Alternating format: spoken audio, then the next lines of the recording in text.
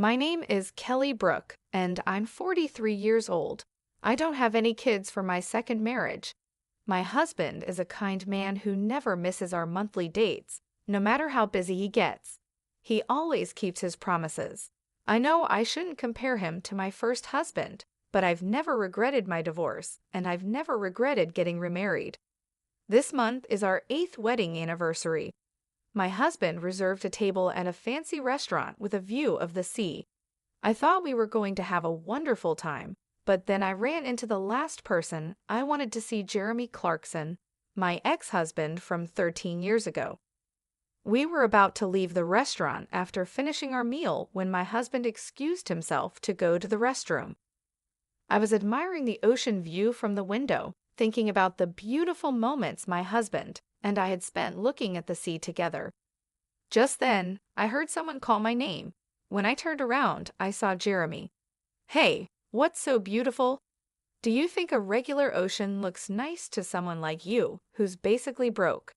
"Jeremy, long time no see. Why are you here?" "Why am I here? I should be asking you that," Jeremy said, sitting down in the chair my husband had been using, looking at me as if I was a joke. I put up with those eyes for a whole decade of our marriage. I never thought I'd run into you here. Can someone like you, who doesn't have much money, really eat at a fancy place like this? Can you even afford it? Or is this a once-in-a-lifetime thing? It's our wedding anniversary. Ah, I see. Poor people can only come to places like this on anniversaries, huh? I come here often, you know. You're still pathetic. Isn't there someone with you?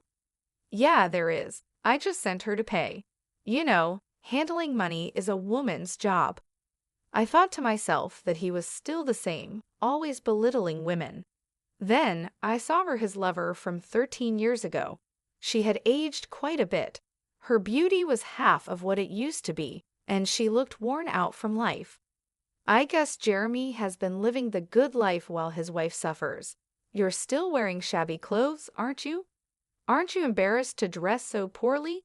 Talking to such a terrible man like him makes me feel sick.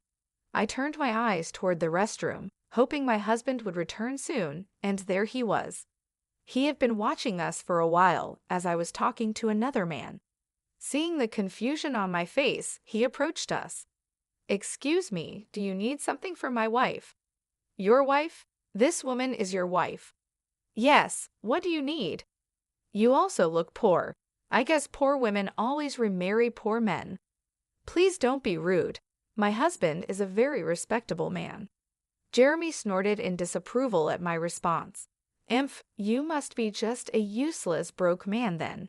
He glared at my husband. I thought to myself, this man really hasn't changed at all. Jeremy was always very selfish. Although he worked for a big company, it was unclear if he was really good at his job. He was good at sucking up to his boss, though. He blamed his mistakes on his juniors and loudly claimed their achievements were because of his guidance. How he managed to climb the corporate ladder is beyond me, but by the time we divorced, he had become a manager. Jeremy always claimed he was an elite employee, but I never thought of him that way. I graduated from a prestigious university, Jeremy would always brag. Not just any university, but one of those special ones. When I was dating him, I believed his exaggerated stories and thought he was really smart. But when we got married, I discovered that was his only real talent. Plus, he constantly put me down, even though I only completed high school. "Your parents were too poor to send you to university, right? But it's good for you. You didn't have the brains for it anyway. If your family had been rich, you would have had to go to university, but it would have been impossible for someone as stupid as you." "My family wasn't poor. I just wanted to start working sooner rather than going to college." Ah, enough with the excuses. You can't stop making excuses, can you? You're an incompetent woman after all. But it's good for women, isn't it? Even if they're incompetent or stupid, as long as they have good looks, they can get by. If they catch a competent man, they can live well. I never thought he would say such things before we got married, so his change after marriage was shocking. Plus, his parents weren't wealthy landowners. His father was just a director, yet he still looked down on anyone he thought was poor. You really can't do anything right. You're bad at cooking, you can't clean, and you can't even have kids. Marrying you was a huge mistake, he would say. It wasn't a physical issue that stopped me from having kids. It was the stress caused by Jeremy. My family always valued being careful with money and appreciating what we had. But when I cooked with radish leaves to save money, he yelled, "Are you trying to feed me trash?" and threw them in the garbage. It made me realize just how different we were. One day, he told me he had a lover. The woman was much younger than he was. He pushed for a divorce, saying it was better for him to remarry a younger woman. I was glad to divorce such a man, so I signed the papers.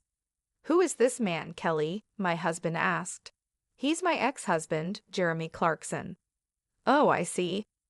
I had already told my husband about everything Jeremy had said and done to me. It had been a painful 13 years, and I had shared it all with tears. My husband just listened quietly and finally said, "Let's be happy from now on." "You really dared to marry a woman like her? Since you're marrying someone from a poor family, you must be broke too," Jeremy sneered. "Well, maybe, maybe not." "Of course you are. So you're also a broke man, huh? Marrying a poor person means you're broke too, am I right? But why did you divorce such a wonderful person?" "Wonderful? Your eyes must be fooling you. Truly wonderful means having a beautiful wife like mine." He pointed to his wife, who stood there looking embarrassed. "Is that woman your wife?" "Yes, she's beautiful, isn't she? She's actually my boss's daughter." Marrying the boss's daughter definitely helps one climb the career ladder faster. Marrying a broke woman like you probably means you're just a regular employee. Too bad. "A regular employee? I haven't heard that in years," I said. "What are you trying to prove? A low-class guy marrying a low-class woman? It just means you'll both be broke for the rest of your lives. And you think you deserve to eat in a fancy restaurant like this." "This level of restaurant isn't a problem for us," my husband calmly replied. "Yeah, sure, if that's what you think," Jeremy scoffed. Just then, a waiter passed by, and my husband pulled out a black card, instructing him to settle the bill. Jeremy was surprised by the card, but tried to hide it, snorting again. "Is that a black card? Showing off a card like that here? You're not used to it, are you? You must have borrowed it from someone." "Flashing the card around, but later you'll have to pay back the person who lent it to you, right? I bet you're scared to spend money in a place like this. It's all just an act." Funny thing to say. Who would lend their card, I wonder? No matter how naive someone is. "They wouldn't lend out a card like this," my husband replied. "How would you know that, Jeremy? You shouldn't say such insulting things," I added. "What's insulting? I'm just stating the truth. There's no way you could be wealthy if you married a poor woman like her." "My wife is poor, you say?" "Yes, that's right. Her family's place is a rundown, one-floor home. You know that, right? Or maybe you were too embarrassed to visit her home, so you went to a family restaurant instead." Meeting her parents at a family restaurant for a marriage proposal is unheard of, but for poor people like you, it's probably normal. "A family restaurant, huh? The fact that you thought of that means you must have done it yourself, right?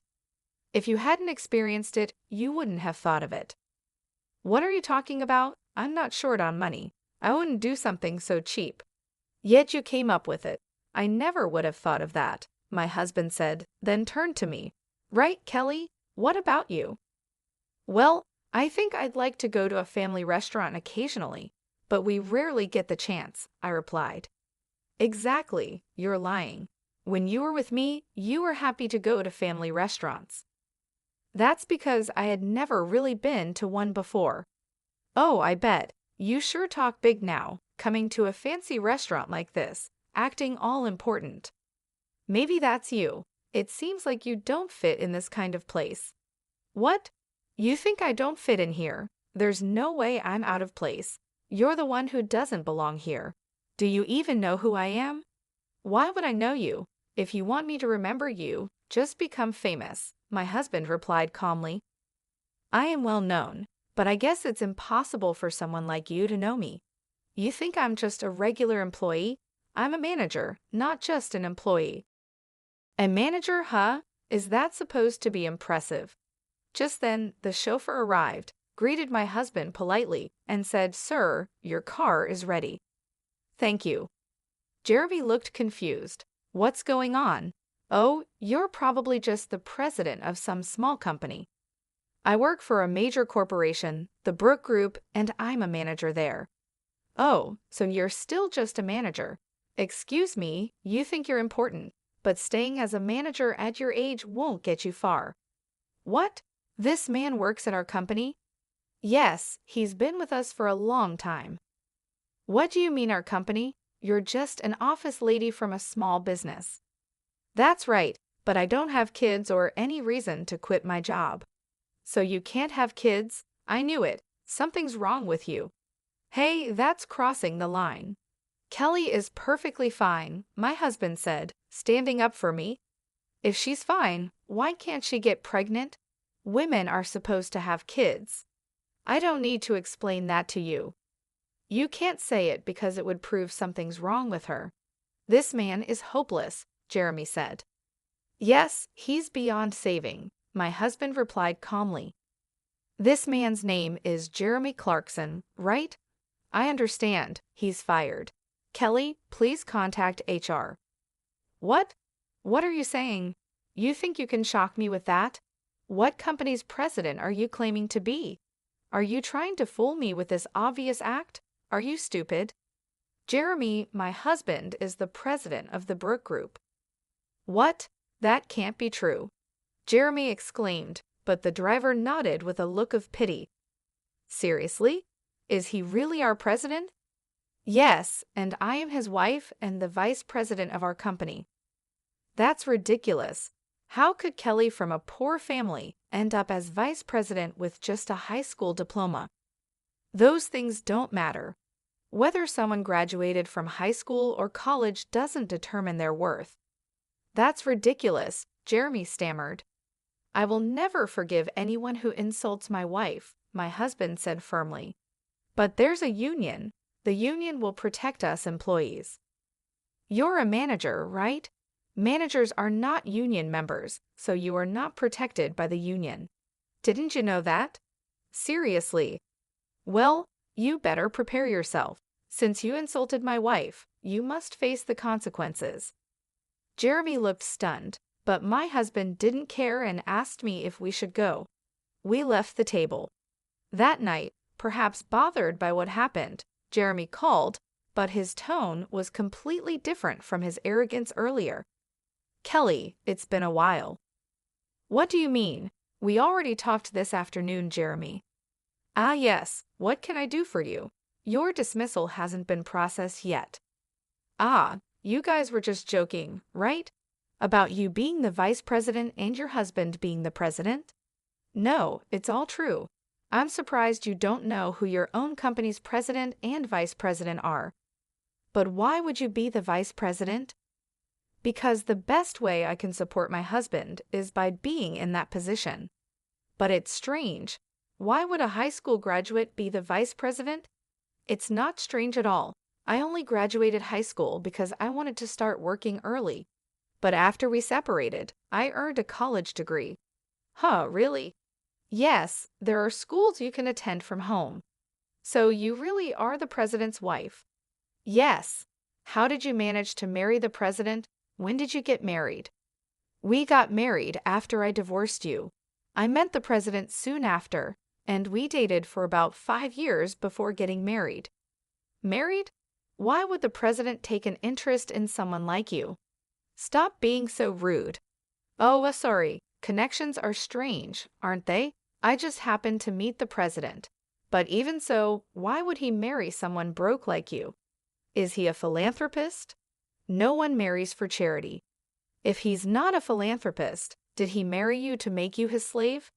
Maybe today you got lucky and got taken to a fancy restaurant, But usually, you must be having plain meals and living a difficult life where you can't even buy what you like, right?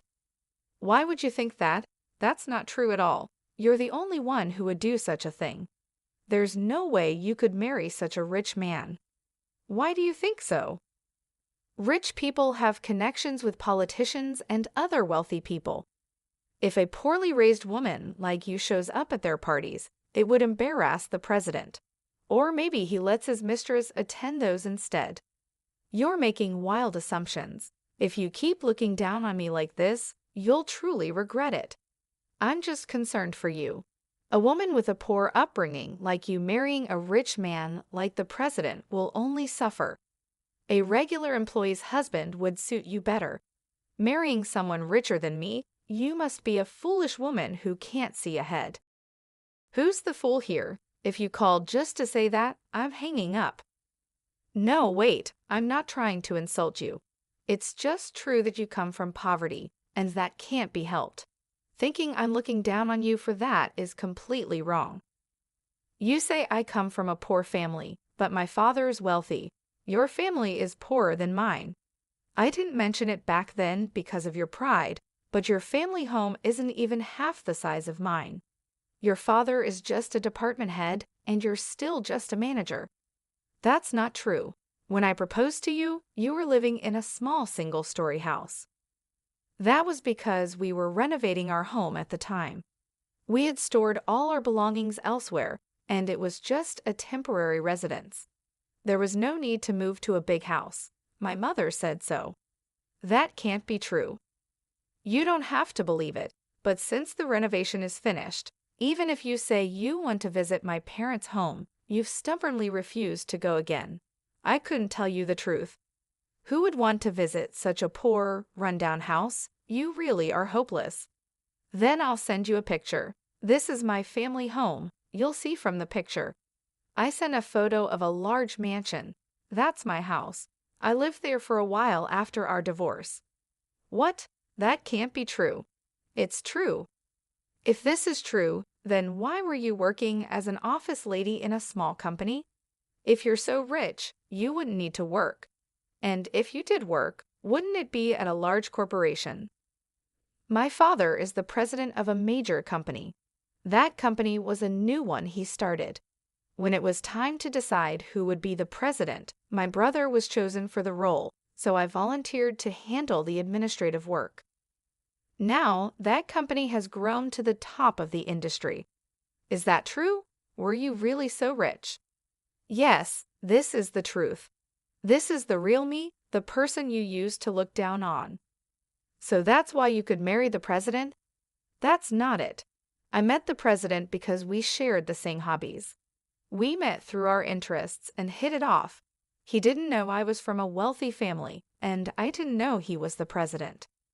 So you're at the company where I work because of that. How long have you been at that company? I joined right after our divorce. I had a connection by chance. Why? When you were with me, you were just a clerk at your brother's company. After we divorced, you changed jobs. That's right. My brother's company grew a lot, and he told me it was time to do what I love. So I decided to pursue what I always wanted to do. Then, just as a senior position became vacant, they offered me the job. But at that stage, I still had no connection with the president. He was still someone high up, out of reach. I don't understand. How can you have connections like that? Do rich people just connect with other rich people? That's why I'm saying those things don't matter. It's your mindset that's holding you back as just a manager. I wonder why your wife hasn't gotten tired of you yet. She can't get tired of me. I'm supporting her. Keep up with that attitude, and you'll get what's coming to you. Anyway, that's the situation, so stop belittling me already. I wasn't trying to belittle you. I really thought you were poor. About that dismissal you mentioned this afternoon. Oh yes, your dismissal.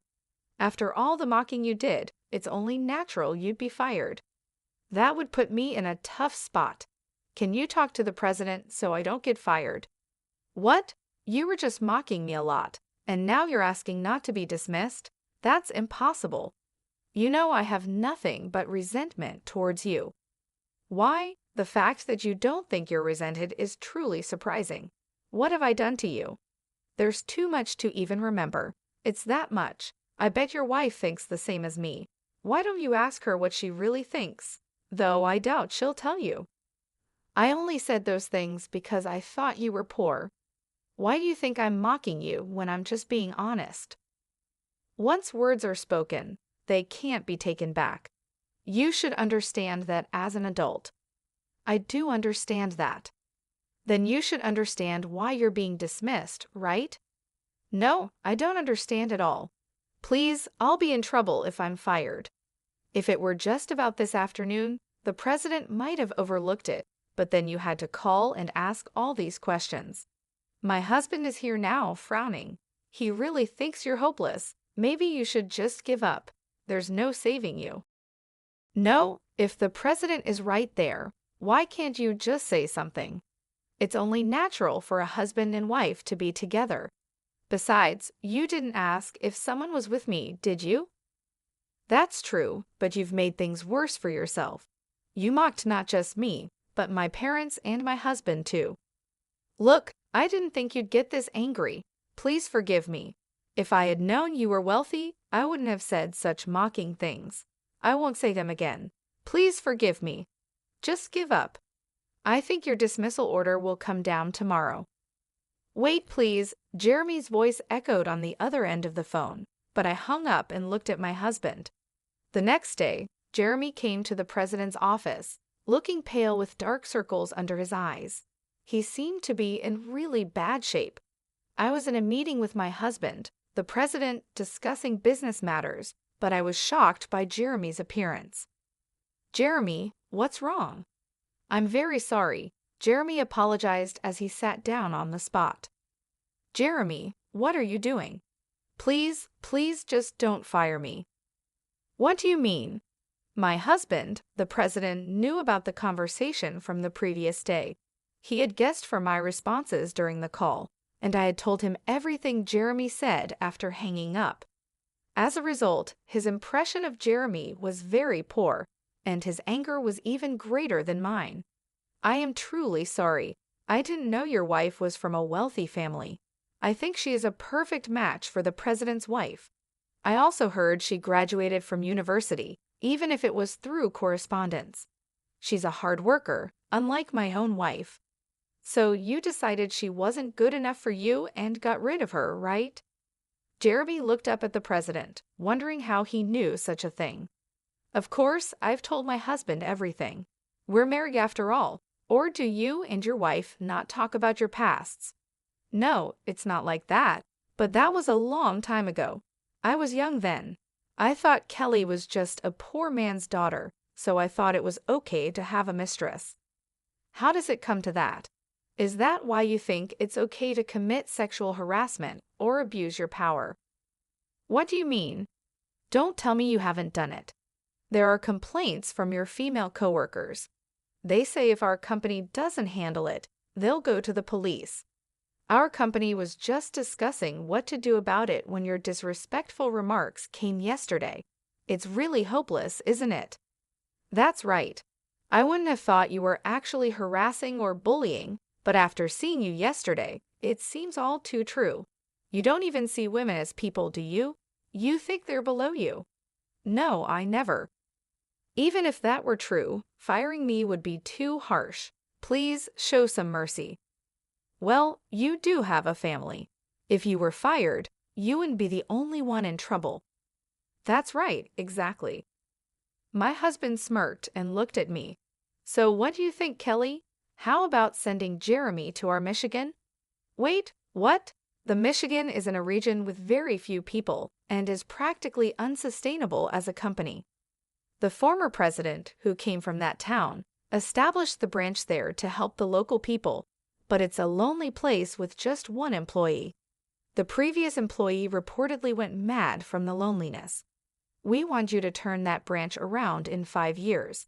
If you can do that, we'll bring you back here. Of course, if you can't, you'll spend your retirement in Michigan. Thank you, I appreciate it. Jeremy said, thinking it was an act of mercy from the president. He set off for the Michigan, but both my husband and I knew it was an impossible task.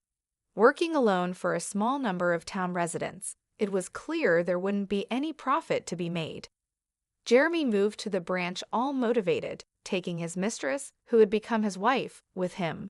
But she soon grew unhappy with the cold and isolation, and eventually she reached her limit. Jeremy's salary dropped significantly, and despite being called the branch manager, his pay was minimal. This led to daily arguments with his wife. Although he boasted that if he turned things around in 5 years, he could return to the head office, his city-bred wife didn't believe him. She left divorce papers behind and went back to the city. Jeremy tried his best for a year, but no matter how hard he worked, the population didn't grow, and no profits came. Eventually, he realized that no effort would change anything. In 2 days, he submitted his resignation. After leaving the company, Jeremy contacted his wife, but by then, she had found someone new. Not only was Jeremy ignored by her, but he was also beaten up by her new partner and ended up in the hospital.